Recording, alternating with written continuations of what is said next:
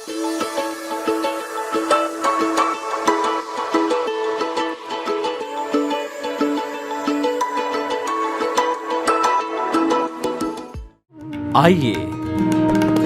सुनिए, देखिए, समझिए सनातन सत्य। जैसी दृष्टि वैसी सृष्टि, दृष्टि विज्ञान। कुदरत, कुदरती रचना एवं कुदरत के कानून से शाश्वत सुख की प्राप्ति। जोधपुर के परम पूज्य महात्मा उपासक प्रोफेसर डॉक्टर सोहन राज तातेड़ के निर्देशन में सनातन सत्य। जैसी दृष्टि वैसी सृष्टि, दृष्टि विज्ञान।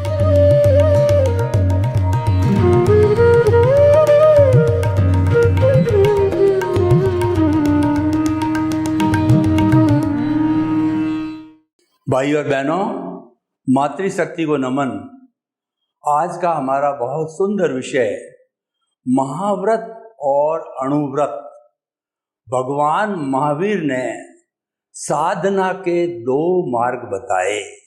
ये निवृत्ति मार्ग है, यानी जो घर बार, धन संपत्ति, कंचन कामिनी, रिश्ते नाते सब छोड़ करके जो सन्यासी बन जाता है वो 5 महाव्रत धारण करता है। अहिंसा, सत्य, अस्तेय, ब्रह्मचर्य, अपरिग्रह।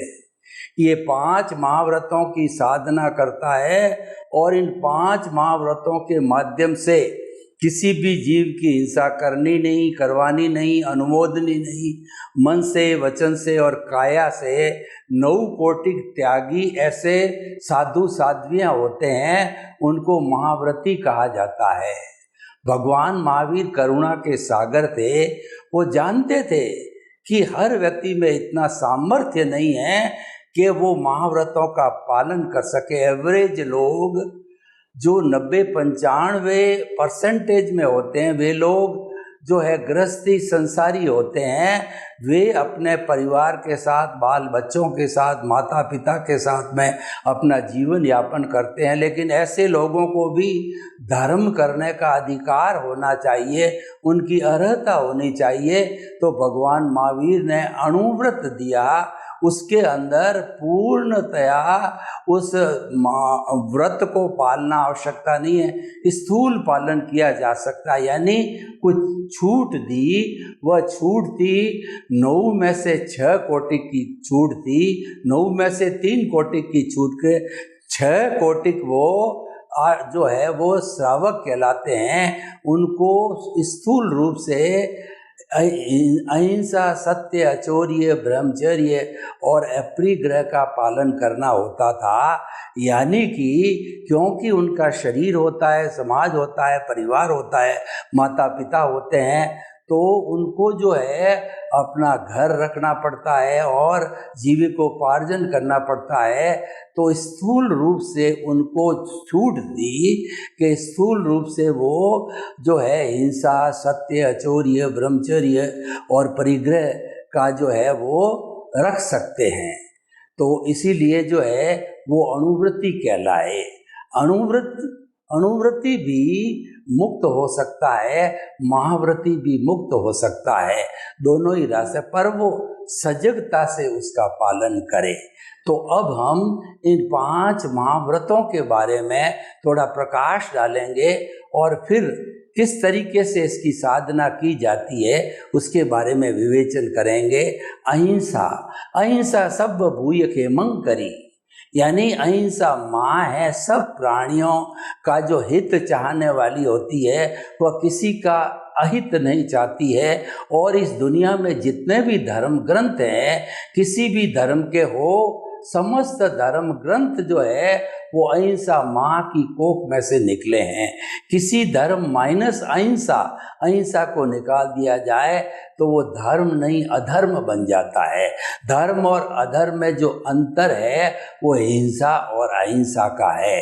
अहिंसा का अर्थ है छोटे बड़े जीवों को जो है कष्ट नहीं देना। महाव्रती होते हैं, उन्हें तो बिल्कुल ही कष्ट नहीं देना होता है। और उन्होंने जो 5 तरह के जो स्थावर जीव होते हैं, पृथ्वी का है, अप का है, तेजस का है, वायु का है और वनस्पति का है, उनको अभय दान दे रखा होता है महाव्रती ने कि हम तुम्हारा स्पर्श नहीं करेंगे, हम तुम्हें कोई कष्ट नहीं देंगे, हम तुम्हें कोई प्रताड़ना नहीं देंगे, हमारी तरफ से आप अभय रहो, हमारे से मुक्त रहो।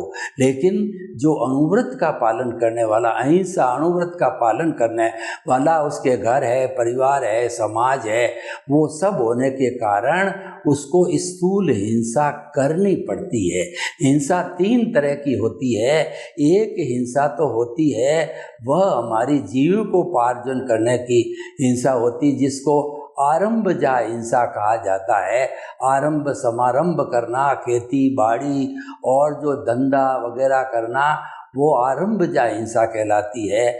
और एक हिंसा होती है प्रतिरोधात्मक हिंसा, यानी कि कोई हमारे पर आक्रमण कर दे, हमारे घर में घुस जाए और हमें प्रताड़ना दे, तो हमारी शक्ति के अनुसार उसका प्रतिरोध किया जाता है, तो प्रतिरोधजा हिंसा कहलाती है। जरूरी है, क्योंकि कोई हमारे पे चला के हमला बोल दे, हमारे पे चला करके हमको परेशान करे, तो हमारे में भी जितनी ताकत है उसको फेस करना चाहिए।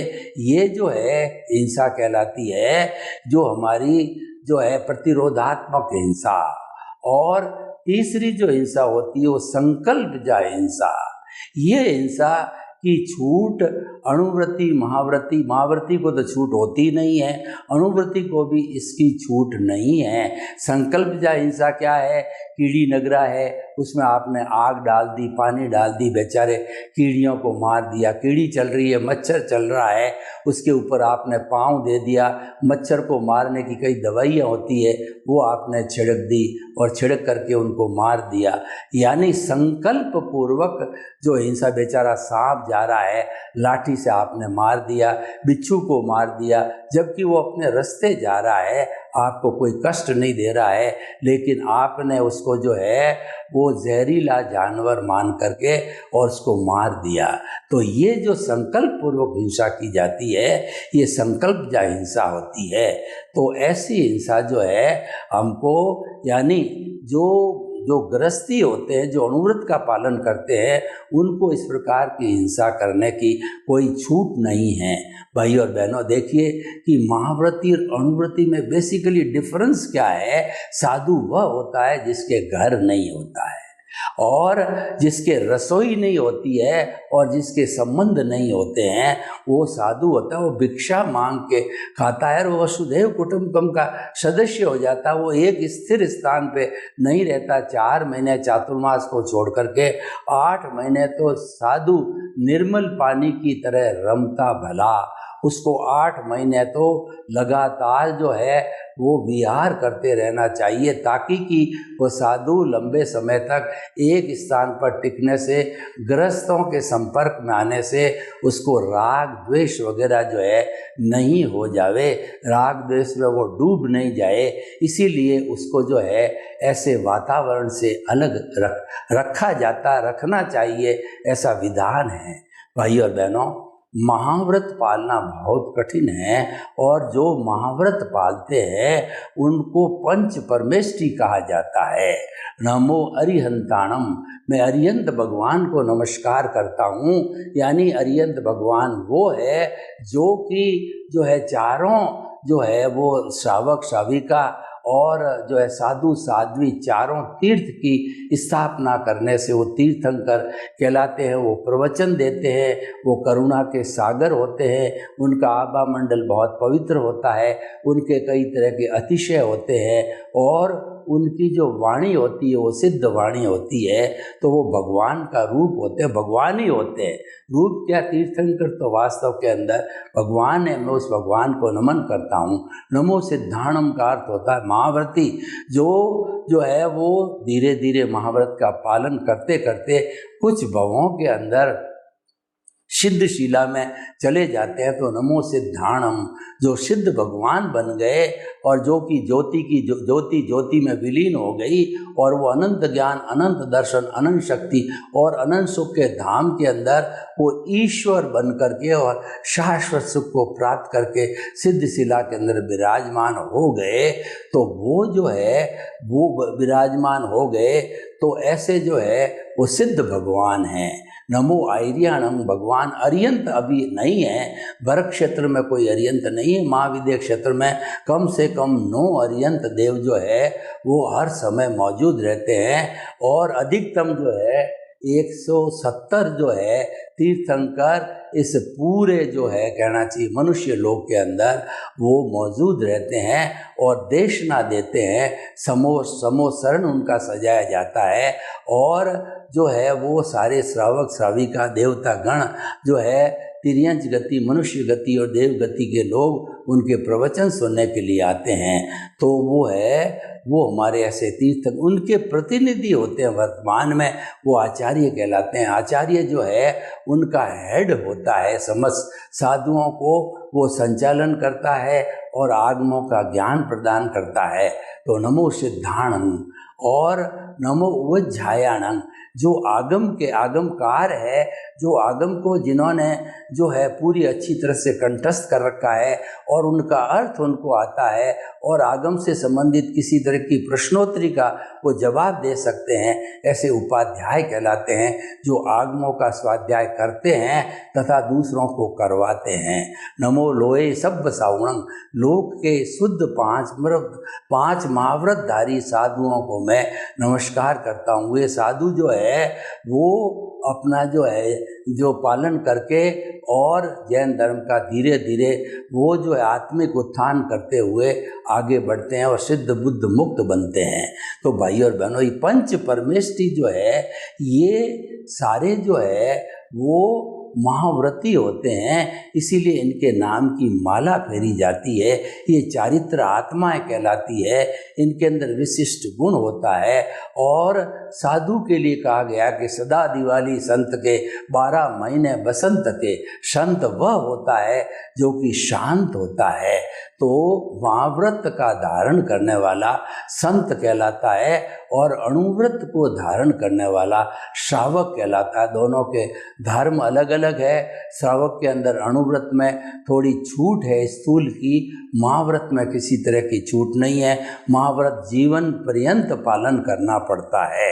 तो भाई और बहनों, ये अणुव्रत और महाव्रत की व्याख्या है। अब इसकी एप्लीकेशन जो हम आज के युग में करें तो आज के युग में कहा जा सकता है कि अप्लाइड महाव्रत और अणुव्रत, आज के समय में हम अणुव्रत की कैसे एप्लीकेशन कर सकते हैं। अणुव्रत का पालन करना महाव्रत की तुलना के अंदर बहुत सरल है, परंतु व्यक्ति को क्या है, जागरूक रहना जरूरी है।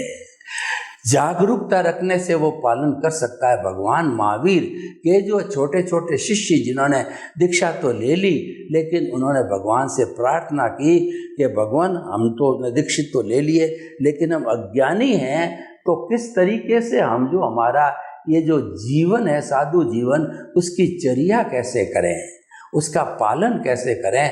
तो भगवान ने कहा जयंग चरे जयंग चिट्ठे जयंग मासे जयंग सये जयंग भोजन तो भाषण तो पाव कमंग न बंधई। सोते समय, खाते समय, पीते समय, उठते समय, बैठते समय, हर क्षण जो है जागरूक रहो, विजिलेंट रहो और जो है विवेक रखो। विवेक ही धर्म आइए, विवेक ही धर्म है।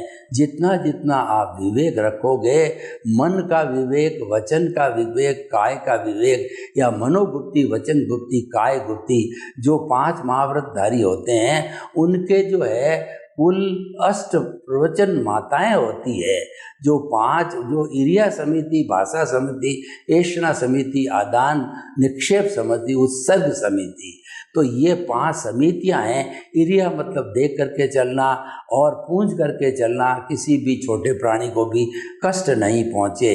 भाषा समझी, जो ऐसी भाषा बोलो मधुर हो, तंतली नहीं हो, टॉन्टिंग नहीं हो, मीठी हो, सत्य भाषा बोलनी और ऐसा भी रहस्य का उद्घाटन नहीं करना जिससे कि किसी को बहुत बड़ी तकलीफ पहुंच सके। यद्यपि सत्यम लोक विरुद्धम नाचरणीयम नाचरणीयम, यद्यपि आपके पास में तथ्य जो है बिल्कुल 100% सही है, फिर भी वह लोगों के बीच के अंदर अगर किसी का अहित करने वाला हो तो ऐसा सत्य भी नहीं बोलना चाहिए जो दूसरे का अहित कर दे। तो भाई और बहनों, हम आपको बताना चाहते हैं कि महाव्रत और अणुव्रत जो है दो हमारी जो है दैनिक दिनचर्या जीवन जीने की पद्धति है। एक जीवन जीने की पद्धति वाला साधु कहलाता है और अणुव्रत की जीवन जीने की पद्धति वाला श्रावक कहलाता। श्रावक के स्थूल जो है वो महाव्रतों के पालन की छूट है और उसके अणुव्रतों के लिए, श्रावक के लिए लेकिन महाव्रत के अंदर कोई छूट नहीं सी। जो महाव्रती होते हैं, साधु होते हैं, वो अपनी गोचरी के अलावा समय में एक ही स्थान पर जो है जहाँ इनका उपासना होता है, जहाँ पर थानक होता है, जहाँ पर मंदिर होता है, वहीं विराजमान हो जाते हैं और वहाँ पर त्याग, तपस्या, ध्यान जो है वो स्वाध्याय करते रहते हैं।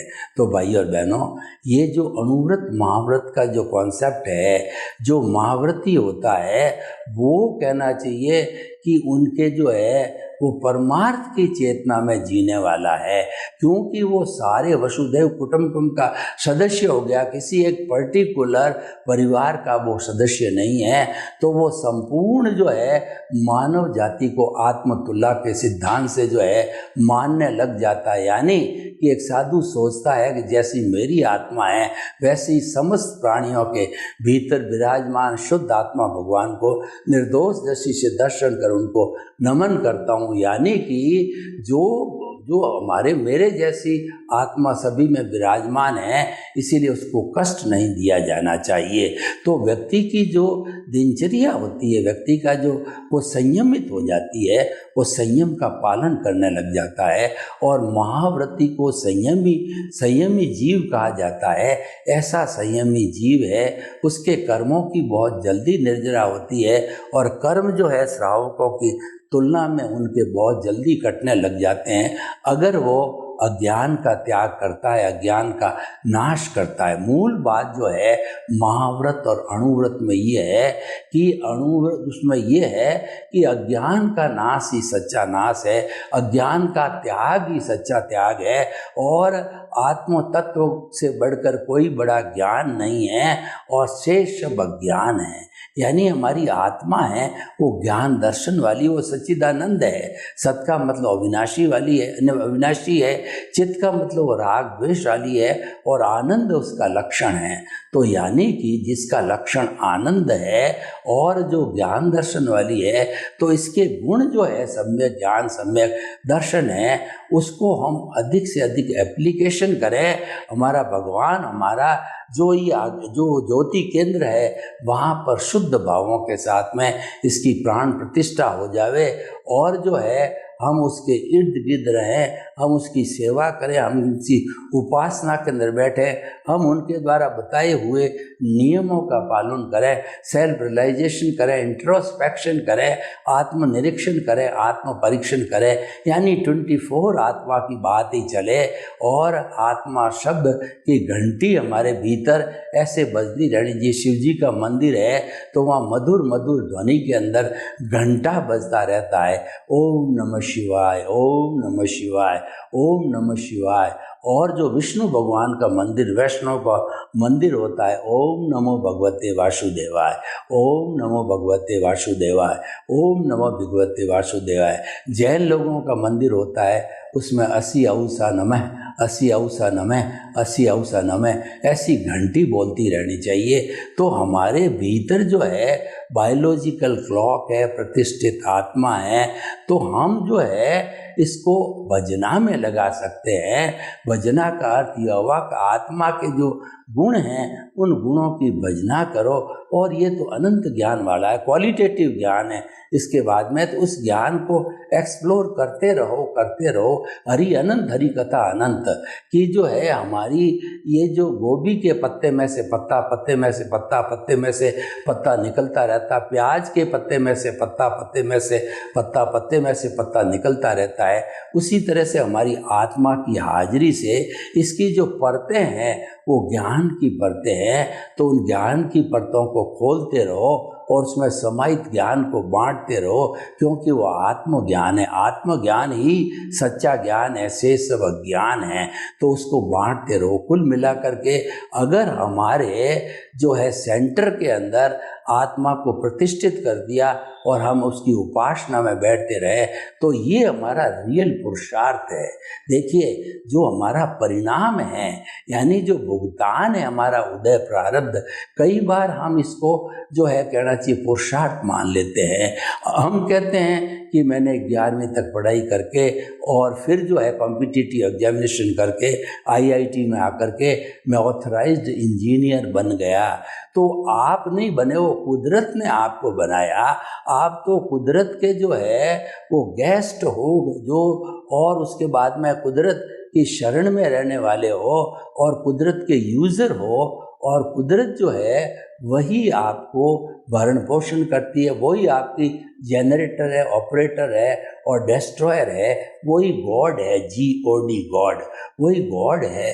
तो आप जो है कुदरत की सहायता से कुछ कर पाते हो, अकेले कुछ भी नहीं कर पाते हो। तो अकेला कहना जो है ये हमारा कर्ता भाव है। जबकि एक साधक है, एक साधु है, वो कर्ता भाव तो उसने बहुत पीछे छोड़ दिया।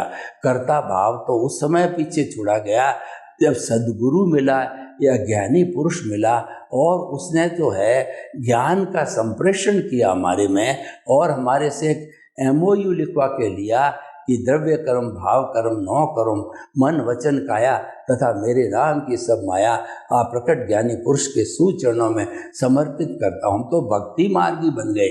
हमारा सर्वस्व जो है वो हमारे भीतर विराजमान शुद्ध आत्मा परमात्मा। अभी हम शुद्ध हुए नहीं हैं, लेकिन ये तो शुद्ध अवस्था में है।